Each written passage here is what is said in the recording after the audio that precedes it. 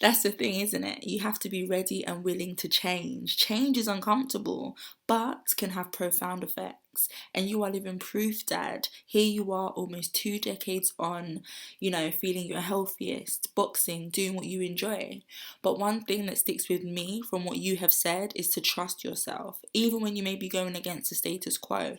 Well, especially when going against the status quo, which to me, in a time like this, is an act of bravery. Now, Dad, what is the most important thing one can do to impact their health? The most important thing that someone can do to impact their health? That's a good question. Um,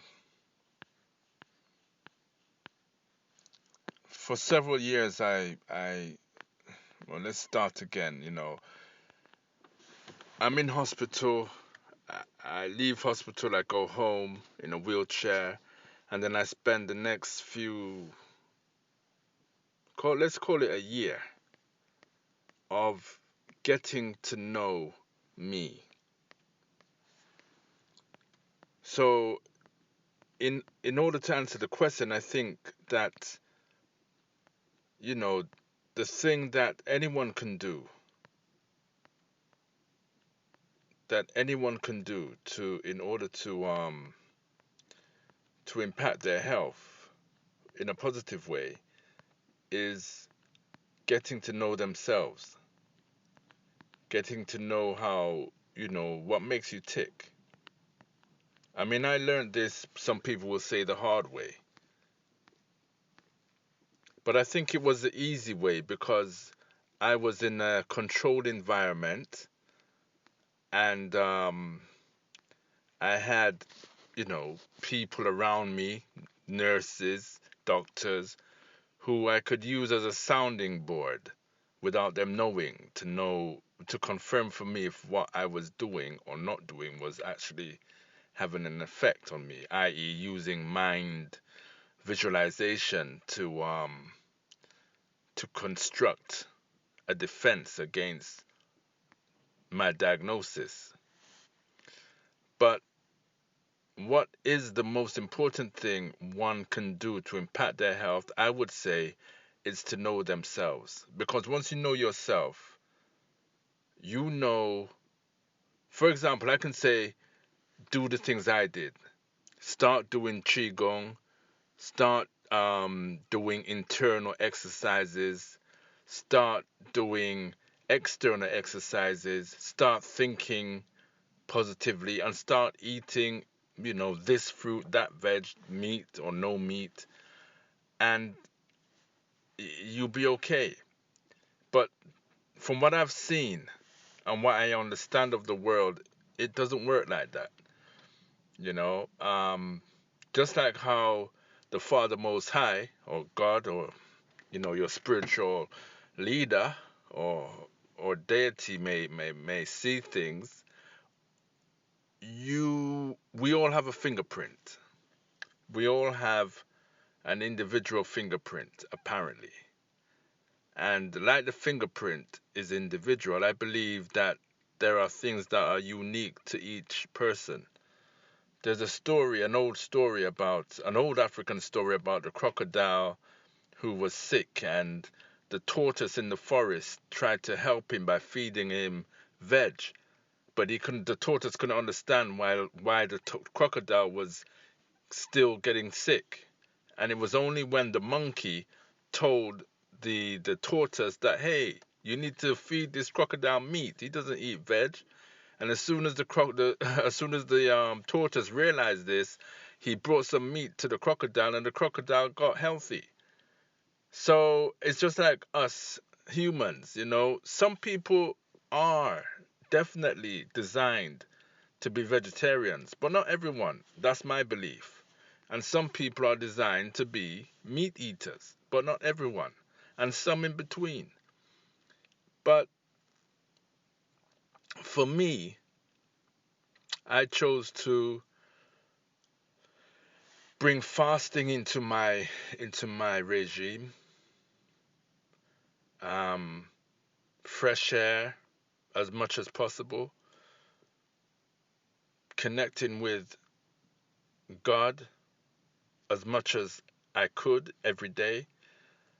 That just means just, acknowledging and giving thanks for the things, for my day, for being awake, for having a meal to eat. And whenever, the other thing I did was, whenever I had a negative thought about a particular person, instead of me allowing that thought to manifest, I would switch it. I would turn it around, because another thing I learned about us humans, we have the power. The power is in you to turn things around the way you want them to be. So instead of me allowing this feeling of hatred to manifest itself, I would flip it around and turn it into love. And then I would send it. I would send that package of love, because I now understand, and I also believe that whatever you send out there comes back to you. You send love, love will come back. You send hate, hate will come back.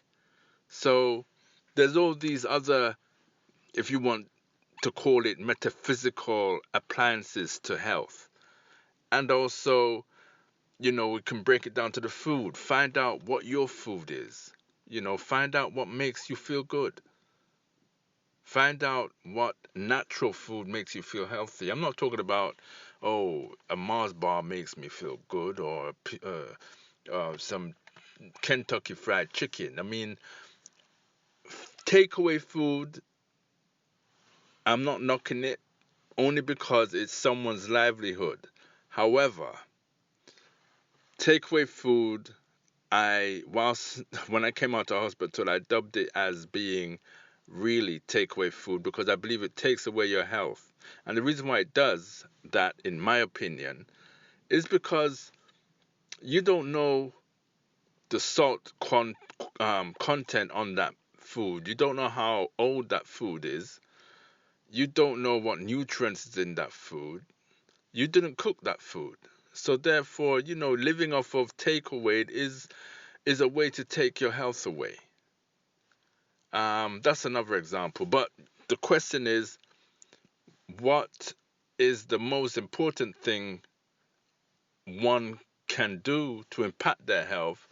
And I would say is stop eating junk. Simple as that. And everyone knows.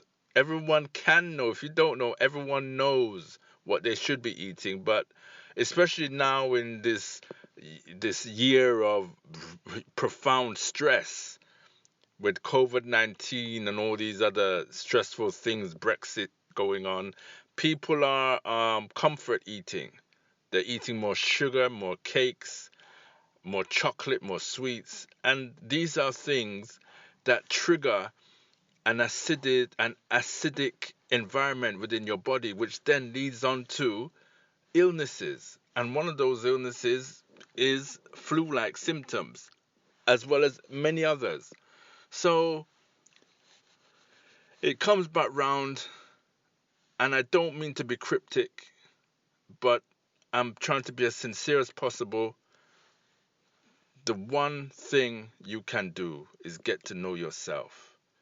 Find out what makes you tick. And it's not an impossible task. It's something that can be done with patience. Find out what's unique for you. But wrapped up in all of that, treat yourself with love. Yeah, love yourself. And I believe this will carry you along the road of health. Thank you. Get to know yourself. Simple yet powerful guidance. And with so many distractions today, is it any surprise that not many people do, unfortunately? Optimum health surpasses the physical realm. Dad, you are someone who has experienced both ends of the health spectrum, and I admire how you have overcome and utilized this in a positive way at a time when it was so easy to succumb to the unfortunate events of 2001. I hope that your testimony resonates with our listeners, and thank you so much for sharing this with us today. Thank you all so much for listening. Like, comment, share, and follow us on Instagram at Rawcaster. Before I forget, look out for part 2 of this conversation. Make sure you are subscribed and hit that bell so that you do not miss the next episode. Peace.